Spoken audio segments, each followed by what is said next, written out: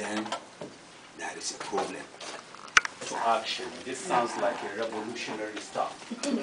So therefore, I'm going to stay before you guys because the responsibility lies on you. We have not come here to waste our time. We have come here to tell you the burden on our heart. And I hope you will go back home and deliver this message clear. We may be away from Nigeria for so many years. We love that country dearly and we want to go back. I joke with a number of things. I say, this is my fatherland, Nigeria is my motherland. Yes, sir. There's a serious implication in that. I may carry the blue passport, but the passport that I enjoy to carry most, that I want to be proud of, is the green passport. You have a responsibility. The problem that we have is not for these people because they belong to the leadership class. The problem that we have is for you, the followership. The rottenness in Nigeria hangs on your neck. And unless you take up your responsibility and act and make them do their job, they will never do it. You bet they will never do it. They will go back to their villas, they will ride in their cars, they will steal all the money, and they will never do the thing unless we make them do it. They've got to ask questions. Exactly.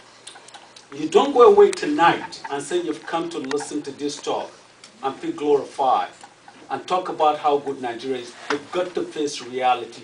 We're in deep trouble. Yes. God is only God that can do it for us. That is what we always say. It's not a question of God doing it for us. God will not come down. I don't care what church you go to. I don't care what mosque you go to or the Ifa or Ubuntu that you worship. The reality is that you've got to do it because it's your responsibility. And unless you get them to do ideological changes, you're wasting your time, guys. Nobody's going to do it for you. I sat down with a 19-year-old girl there, Aisha. She listened to all the description and she said, when Honorable Dabiri Erewa finished talking, she said, I would like to go to that Nigeria that she painted. That is a yawning heart. She wants to go there. The only person that can make her go there is you. You better do your responsibility, and it's time for you to take up that action. Don't carry guns, but ideologically, you can do a number of things. You can move them. You can get them to be responsible for their action. And I hope you see you at the top. I'll say we have to give all of us a round of applause for this union.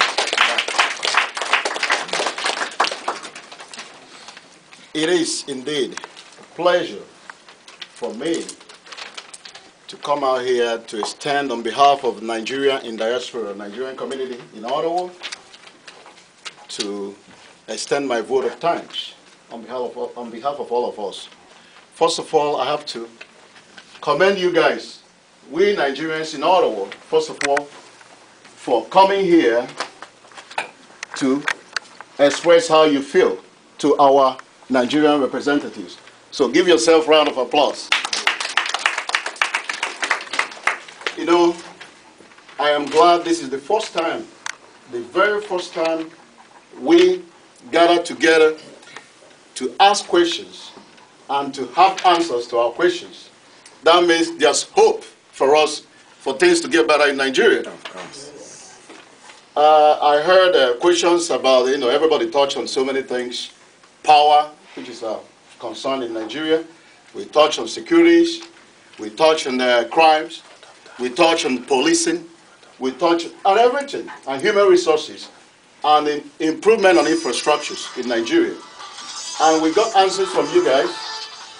Also, the answers you give us also, I want to add to that what they are telling us is like, yes, they answer the questions, some of the questions, yes, to their best ability.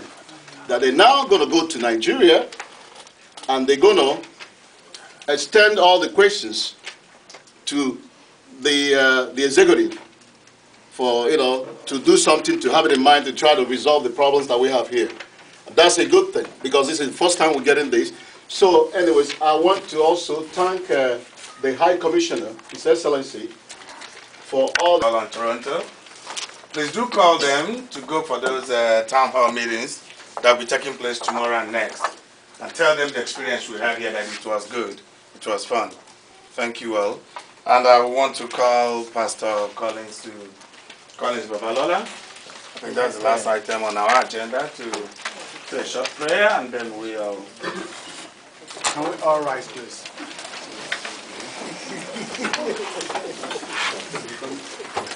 I remember one of the committee members said we cannot do anything without the power of God. And my Bible says,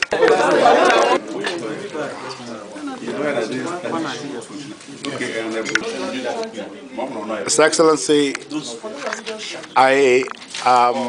after the town hall meeting that just concluded in Ottawa, the first one ever, as you are known to be always doing things differently and bringing new ideas to the table. Since you've been in Canada, you've been, creative and bringing in new things. So now you have the town hall meeting, the first ever in Canada and the first in Ottawa.